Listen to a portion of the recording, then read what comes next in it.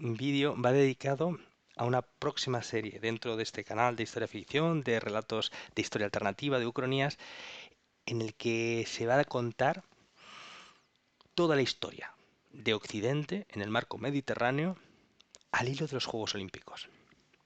Es una serie maravillosa que está naciendo, estoy trabajando en ella.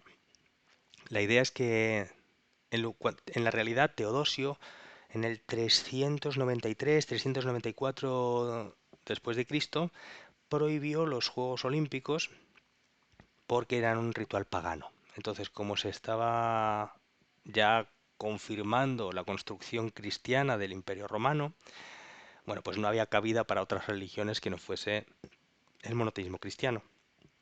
Y Teodosio fue, bueno, pues el encargado de acabar con los Juegos Olímpicos de la Antigüedad, que a todo esto ya habían degenerado, se habían debilitado. Luego también ocurrió que hubo un terremoto, creo que en el siglo VI, que encima destruyó muchos templos y edificios que evidentemente ya no pudieron ser reconstruidos y encima los Juegos habían terminado, con lo cual ahí se perdieron los Juegos Olímpicos de la Antigüedad. Ahora, en esta ucronía lo que va a ocurrir es que en los que hacen los Juegos Olímpicos en Olimpia, que están en el Peloponeso, si os imagináis esa península que está colgando de Grecia, pues es en el lado izquierdo de la misma, el más pegadito a Italia, la zona occidental, es en el Epiro. ¿Es en el Epiro? Hostia, pues no sé si es el Epiro. Bueno, eh, esta región, en todo caso, sí está en el Peloponeso, en la zona más occidental del mismo. Ahí está Olimpia, el santuario. Bueno, pues los titulares de este santuario de Olimpia lo que deciden es, en vista de lo que estaba por ocurrir, de la prohibición de todos los juegos, actividades paganas, lo que deciden es, poco antes, transicionar al cristianismo. De modo que la comunidad del santuario de Olimpia se reconvierte en una orden religiosa cristiana y reconvierten los templos en templos cristianos. De modo que cuando Teodosio hace su edicto en el que prohíbe este tipo de actividades, el santuario de Olimpia se ha convertido en un santuario cristiano. Y esto le permite sobrevivir manteniendo la tradición de los Juegos Olímpicos. Con lo cual, más allá del 393 donde se prohibieron en la realidad, los Juegos Olímpicos siguen produciéndose en Olimpia. El primer episodio va a ser pues un repaso al origen de los Juegos Olímpicos, los diferentes juegos panhelénicos que había o locales como los Juegos Panatenaicos que afectaban a la ciudad de Atenas. Después, cómo evoluciona esto durante el mundo helénico, durante la conquista romana de los territorios, pues que durante el periodo helenístico fue gente como Alejandro Magno a los Juegos, durante la ocupación romana fue gente como Nerón a los Juegos. Pequeño repaso a todo esto, pero es la realidad, simplemente describir la realidad de este proceso que fueron los Juegos Olímpicos.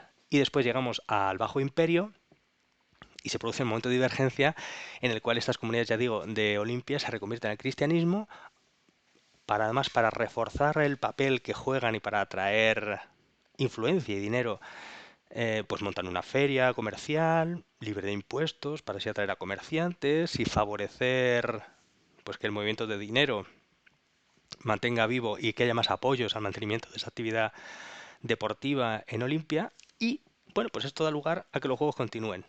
Ahí terminará el primer episodio, que será de duración habitual dentro de Historia Ficción en Evox. Un par de horas. Después de ese episodio ya empezará la saga. Ahí, cada uno de los episodios va a durar 15 minutos porque van a ser muchísimos. Ya que voy a describir todos los juegos desde la antigüedad hasta la edad contemporánea, hasta que el barón de Coubertin los reactiva a finales del siglo XIX. Bueno, pues todos los juegos. Cada 4 años, de modo que si tengo que hacer el cálculo si los últimos juegos serían del 393 o el 394, viendo qué año era bisiesto, y ya todos los años bisiestos va a haber juegos.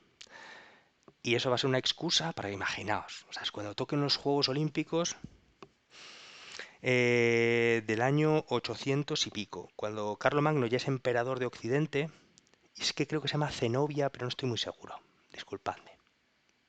En todo caso, digo en el Imperio Bizantino, que había una emperadora que cegó a su hijo, Zenobia, pero es que no estoy muy seguro. En todo caso, va, ya miro quién era, cómo se llamaba. Lo que sí que había era una emperatriz del Imperio Romano Oriental, en paralelo a cuando estaba Carlomagno, y de hecho incluso se plantearon una posibilidad de matrimonio, que habría sido muy interesante. Bueno, pues a lo mejor delegados de ambos emperadores se pueden reunir en Olimpia durante la tregua olímpica religiosa y negociar el asunto. Quizá el hijo de Carlomagno pueda competir en tiro con arco y llevarse unos laureles. Em, o antes, cuando los pueblos germánicos estén invadiendo el Imperio Romano Oriental, pues a lo mejor puede haber un representante visigodo que sea el primero en recibir unos laureles olímpicos, qué sé yo, en el 460, eh, porque él se había convertido al catolicismo, renunciando al arrianismo, y era un gesto político de una comunidad dentro de los visigodos, y se hizo con el título, yo qué sé, pues de carreras de caballos. Porque ahora habrá nuevos deportes. Luego, cuando vayan atletas que sean a lo mejor tártaros, mongoles, cuando llegue su momento, cuando haya el primer atleta nacido en las Américas, la influencia que va a tener la expansión turca respecto del santuario de Olimpia, el cómo se tendrá que transformar. Bueno, pues estos episodios de 15 minutitos por cada uno de los años olímpicos. Si fuera el 394 el primero, pues en el 398, en el 402, en el 406, en el 410. Y eso permitirá dar unas pinceladas sobre, vaya, sobre toda la historia del Mediterráneo. Y imaginaos cuando llegue la peste negra, cuando se produzcan las invasiones musulmanas, cuando vayan normandos a las Olimpiadas, va a ser una pedazo de saga espectacular. Así que nada, me parece muy interesante y os lo quería adelantar. Pues muchas gracias y ahora ya sí lo dejamos por hoy. Muchas gracias y nos vemos muy pronto. Un abrazo.